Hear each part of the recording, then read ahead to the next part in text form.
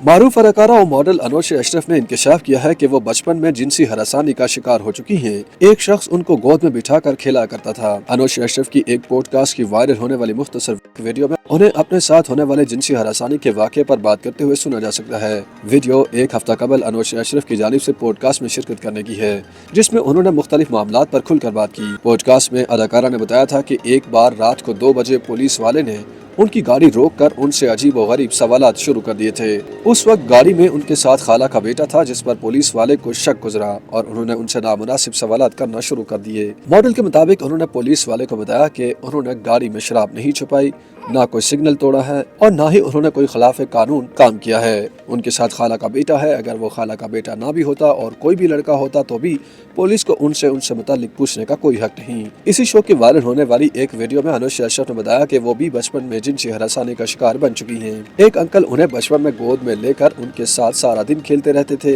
वो उनका नाम नहीं लेना चाहती, लेकिन ये कि वो बचपन में उन्हें गोद में लेकर पूरा दिन खेलते रहते थे। बाद में उन्होंने बड़े होकर उस शख्स को बहुत सुनाई। उन्होंने इंकशाफ किया कि एक शादी पर उन्हें वही अंकल मिल गए थे और वो किसी और छोटी बच्ची को गोद में लेकर उनके साथ खेल रहे थे, जिस पर उन्होंने वहां जाकर उन्हें खूब सुनाई। वो अंकल बुढ़े हो चुके हैं, लेकिन इसके बावजूद एक बच्ची को गोद में लेकर खेल रहे थे और उन्हें देखकर वो कांपने लगी। अनुशा अशरफ का कहना था कि उस अंकल की कोई हैसियत नहीं, उन्हें कोई नहीं जानता और ये कि वो उनका नाम भी नहीं लेना चाहती।